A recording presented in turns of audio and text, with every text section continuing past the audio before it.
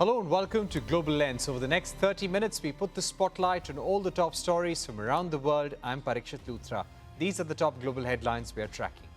President Trump lashes out at Israel and Iran in a bid to save the fragile ceasefire, blames both nations for violating the truce. Israel claims its warplanes struck a radar installation near Tehran and turned back after Trump's warning. Crude oil prices trimmed losses after claims of ceasefire violations by Iran, but oil prices are still down over 10%, moving back to levels seen before the latest flare-up in the Middle East. The U.S. Federal Reserve is in no hurry to cut rates, says Chairman Jerome Powell in a testimony before lawmakers. This comes despite repeated calls from President Trump to ease interest rates. Let's go straight to the market action. The Iran-Israel ceasefire announcement sparked relief rally in the markets across the globe. In Asia, Japan's Nikkei and China's Shanghai Composite ended 1% higher, while Hong Kong's Hang Seng and South Korea's Kospi rose more than 2% each. However, the gains were limited in India as the market rally lost momentum in the last hour. European and US markets also traded higher. However, oil and gold prices fell. It's been an eventful 24 hours for the Middle East. US President Trump lashed out at both Israel and Iran, saying he's unhappy with both nations for violating the ceasefire agreement. In a stern statement, Trump even used an expletive and warned both nations. US President told Israel not to drop any bombs on Iran, saying, and I quote, "Bring your pilots home now," end of quote. Missile sirens were heard in Tel Aviv and parts of Israel. Israel's defense minister accused Tehran of launching new missiles in violation of the ceasefire. Within 3 hours after Trump announced that he had brokered a truce, the Israeli minister ordered the country's defense forces to respond to Iran's violation with intense strikes in the heart of Tehran. Iran denied Israel's claims. According to Reuters, Iranian officials denied firing any missiles at Israel. In response to Iran's violations, Israel destroyed a radar installation near Tehran. However, it claimed to have refrained from additional attacks. Let's listen in to what President Trump said. Israel, as soon as we made the deal, they came out and they dropped a load of bombs, the likes of which I'd never seen before. The biggest load that we've seen. I'm not happy with Israel.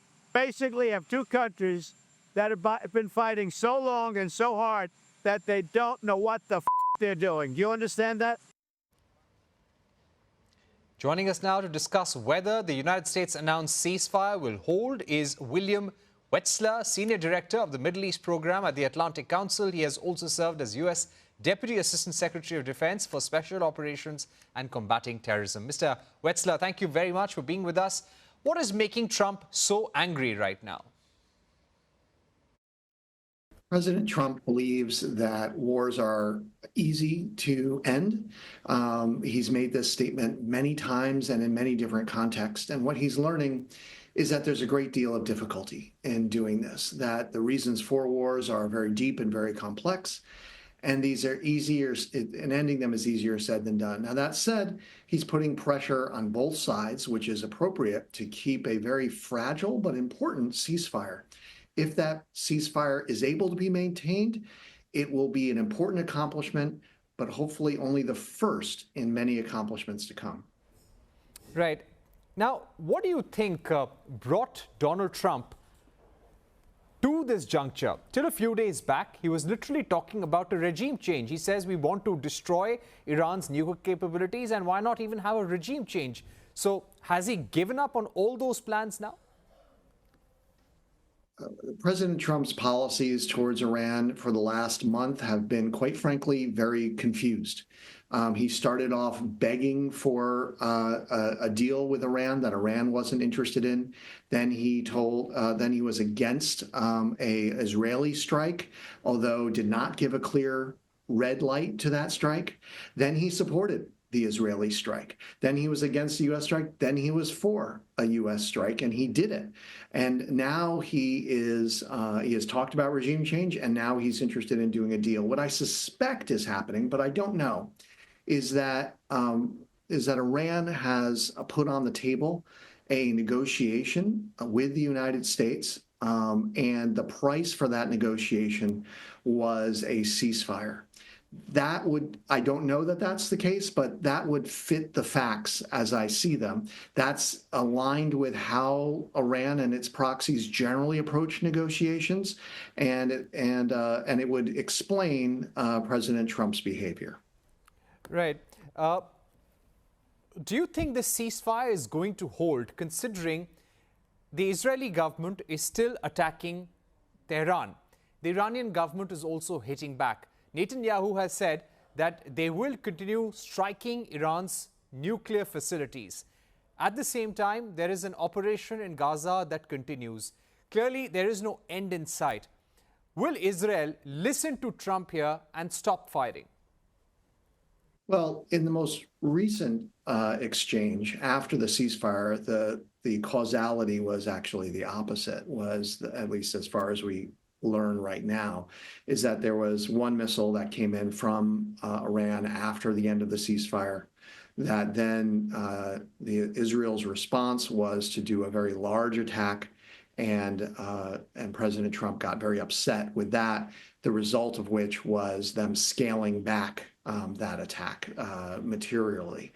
So there was breaking of the very shortly agreed ceasefire, which again is not incredibly unprecedented for both Iran and Iranian proxies in dealing with Israel and how such ceasefires came to be.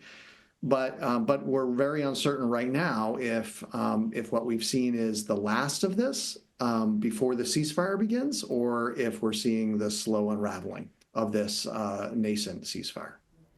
How do you think United States actions are going to change things in the Middle East geopolitically for the long term? Well, if there are negotiations with Iran, direct with the United States, they can only end in one of three ways. They can end with Iran blinking, they can end with Trump blinking, or they can end with no deal. Iran blinking is the best outcome, because what that would mean was that Iran would accept the principle of zero enrichment. There is nothing that President Trump could do that would have a more positive impact on the long-term stability of the Middle East than to remove Iran in its ability to pose an existential threat to Israel and to many other countries in the Middle East by having a nuclear weapon. But it's possible that if those negotiations begin, that they end with Trump blinking with something less than that. That would be a very destabilizing factor over the long run for the Middle East. And then an even more problematic outcome is if there's no agreement, again, should those negotiations begin, which would be destabilizing right now. Right. William, as somebody who's served in the U.S. Department of Defense and who's handled the U.S. counterterrorism policy, could you give us a sense of what was the off-ramp here for both Iran and Israel to come to the table and said that let's try a ceasefire? What was the face saver? Yeah, the off-ramp, most importantly, was Iran's weakness that forced it to do this, and the weakness that was demonstrated and reinforced by the American strike. Sometimes you come to the table because you are so weak, because you are so hurt, and that's what seems to have happened. But you also want to give some carrots again when the negotiations start. What Iran wants, what it should want, is the kind of relief from sanctions that it would get if it had no nuclear program. And so that is very much on the table, I'm sure, in President Trump's mind. From the Israeli side, they need to not have not change their objectives in their military operations. Their objectives are very clear. They wanted to prevent Iran from posing an existential threat to Israel. If they can avoid mission creep and stay at that, then they'll realize that if Trump can get this through this negotiation, they will have achieved their objectives. So that's the incentive for them to keep this ceasefire and see if the negotiations can go well. Donald Trump right now is annoyed with Israel for not stopping the bombing of Iran. Do you think if Israel continues with its offensive, will there be effort by Donald Trump to stop supporting Israel in this war? Israel has learned from dealing with the United States for many, many decades one clear lesson, which is that there are red lights from the United States, and then there is everything else, and everything else is considered a green light. I don't know if Donald Trump understood this, because before Israel struck Iran most recently to start off just over a week ago to start off this latest chain of events. Israel believed that it had the green light from the United States, and from his statements, President Trump seemed to suggest initially that he had given them the red light. What I suspect is he did not give them the red light. He gave them something less than that. Israel interpreted this as the green light. I do not believe that Israel, including Prime Minister Netanyahu, would ever completely defy the United States if a clear red light was given. And what you just saw from the United States was that kind of red light. And guess what? It had an important effect. In Israel, the kind of attack that they put forward was pulled down quite significantly. And you saw that in President Trump's most recent tweet. Right. But do you also believe that it was now in U.S. interest to stop the war? And no matter what happens, do you believe that U.S. must make all attempts to end the war and also rein in Israel? I believe that what's in U.S. interest is to achieve the objective of having Iran no longer pose an existential threat to the region. I believe that now, after having done the strike on Fordo, which I supported, that we're in a position now to negotiate, to try at least to negotiate that end. I hope that what we're seeing is evidence that Iran is finally interested in negotiating that end, and we should test that. In order to do that, we need to have a ceasefire. But an outcome that maintains Iran's ability to pose an existential threat to Israel and the region would not be a positive outcome. Right. William Wechsler, my final question would be about the role played by countries in the Middle East, especially Qatar. What would be your thoughts about them in terms of bringing this war to the stage where there can be a possibility of a ceasefire? I think, again, what seems to be the case is that when Iran responded to the United States crossing the Rubicon of directly attacking Israel, something we had not done previously, at least not since the Carter administration's special operations raid again to rescue the hostages back in 1980. When we crossed that Rubicon, they needed to respond and attack us directly. But they did it in such a way that was designed to absolutely be controllable and minimize the risks of it getting out of control. They clearly worked with Qatar in order to manage that kabuki dance, that performance, so that the performance came across as they intended. And they were successful in doing that. So to the degree that Qatar helped in that regard, that was a positive element towards de-escalation and towards moving, hopefully, to the next stage, which is a face-to-face direct negotiation between the United States and Iran. And thanks, William, for joining us.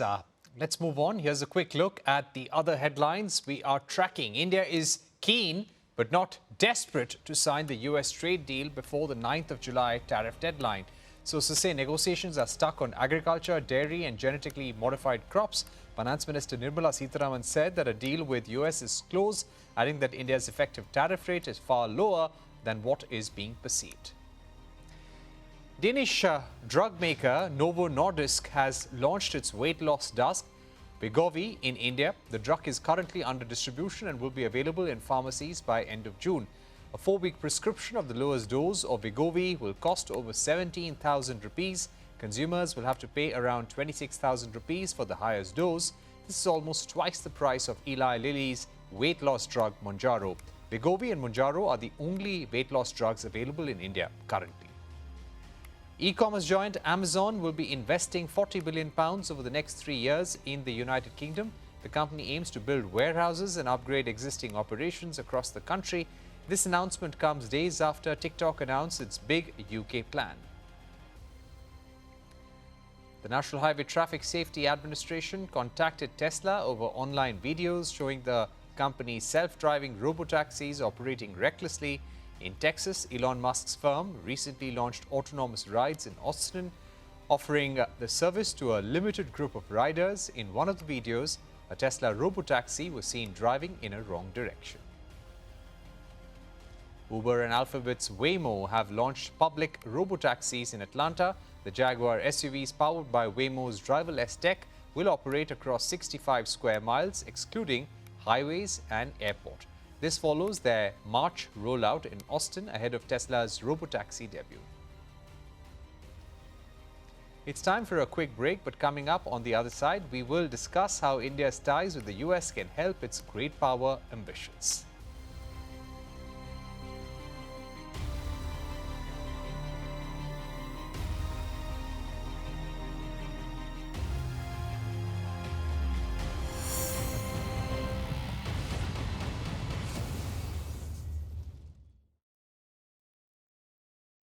Welcome back. Successive U.S. administrations from George W. Bush to Joe Biden have deepened ties with India through nuclear cooperation, defense technology sharing, intelligence exchange, and diplomatic engagement. This deepening partnership aims to counterbalance China and boost India's global influence. Economic ties have strengthened via trade and investment, aided by India's market reforms and the Indian diaspora's role in the United States. However, India's pursuit of strategic autonomy and a multipolar world may limit its ability to fully leverage US support.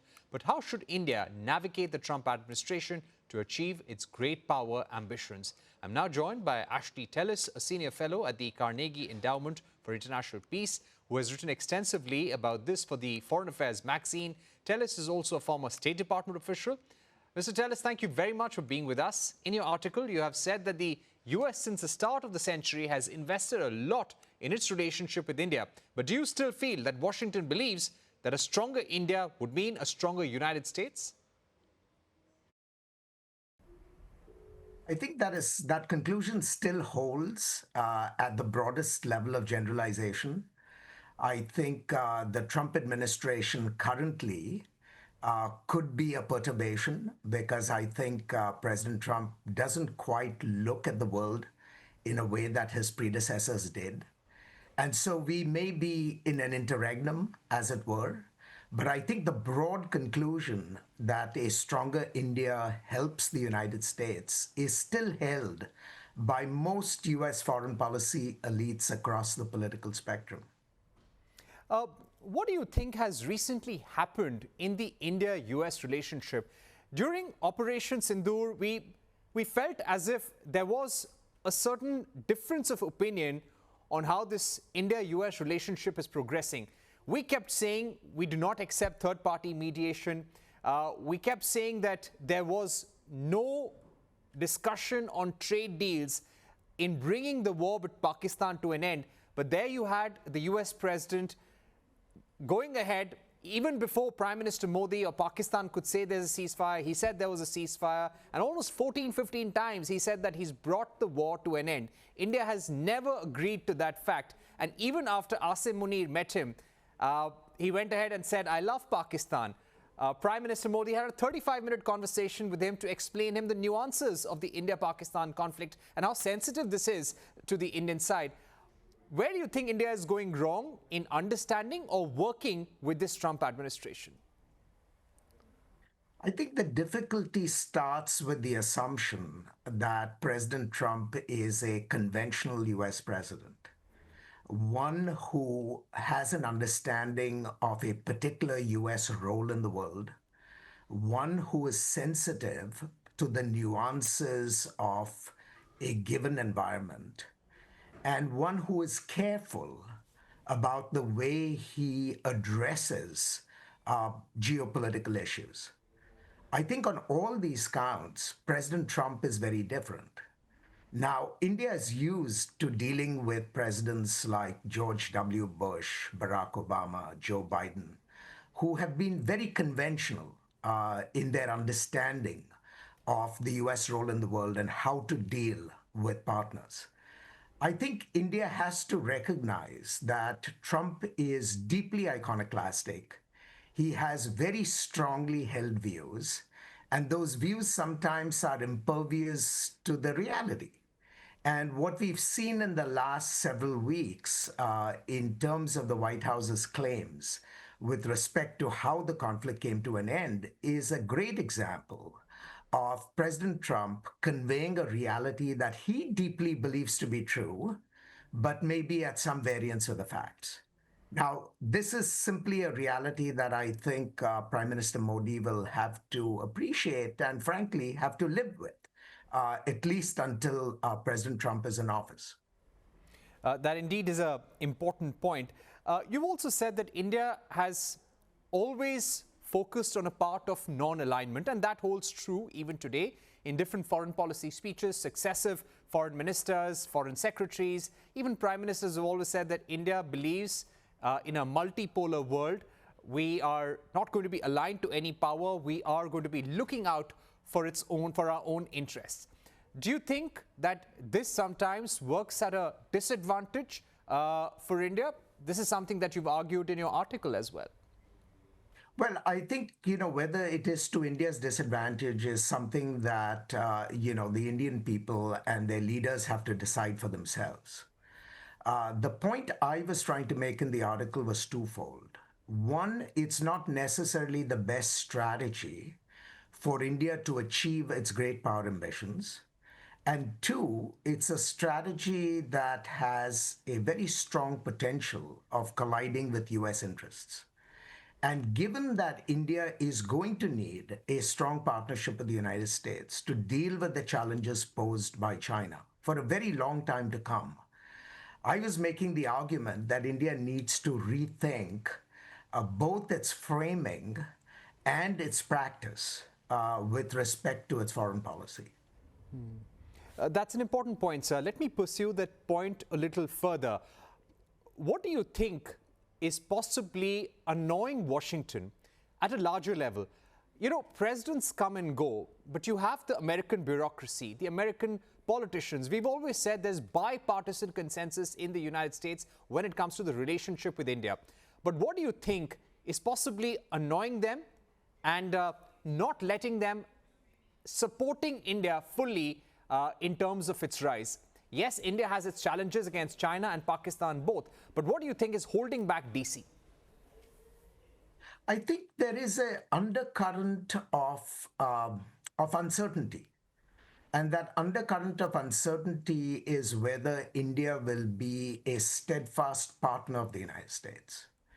And because India is seen as having these polygamous relations with many countries, including some countries that are very clearly American adversaries, the question arises in American minds about how reliable India will be as a friend.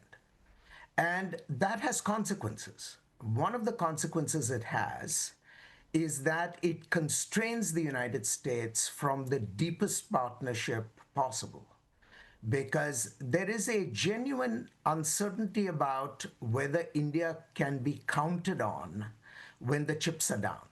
Now, I understand completely that India has its own concerns about the United States and its reliability. I'm not papering over those concerns.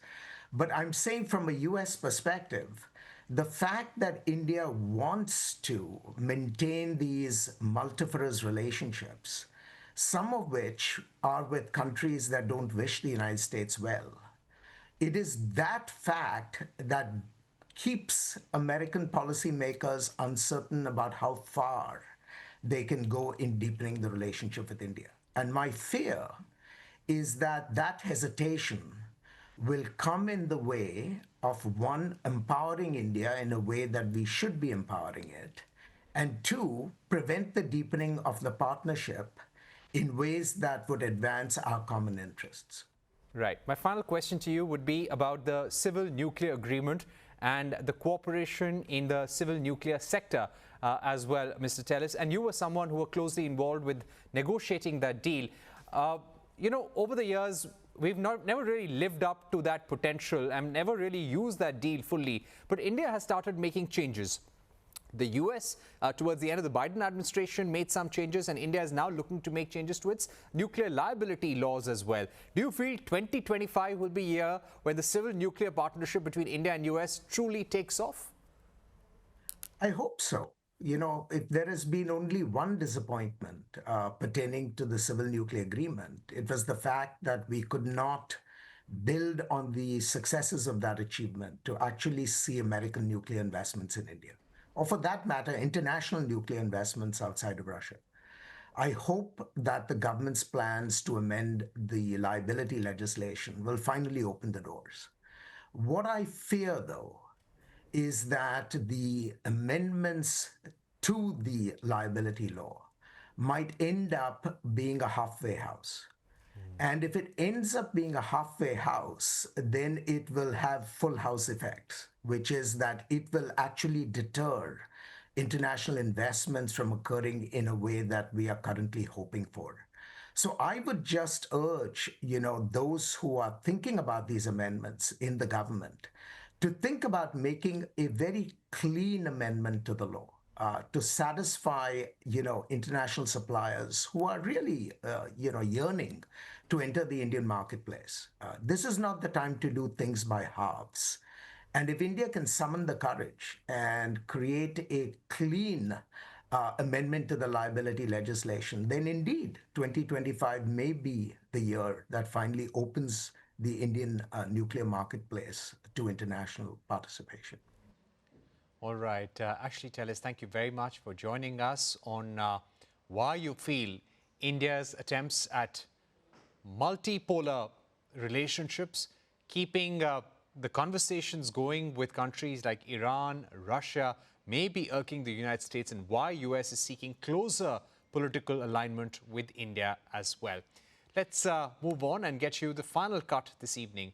A new astronomical observatory with the world's largest digital camera has released its first ever images. The images comprise spectacular views of millions of stars, distant galaxies and giant dust clouds. Within just 10 hours of observing the night sky, the Vera C. Rubin Observator in Chile also captured thousands of never-before-seen asteroids within our own solar system. That's all we have time for today's edition of Global Lens. Thank you for watching. See you same time, same place tomorrow.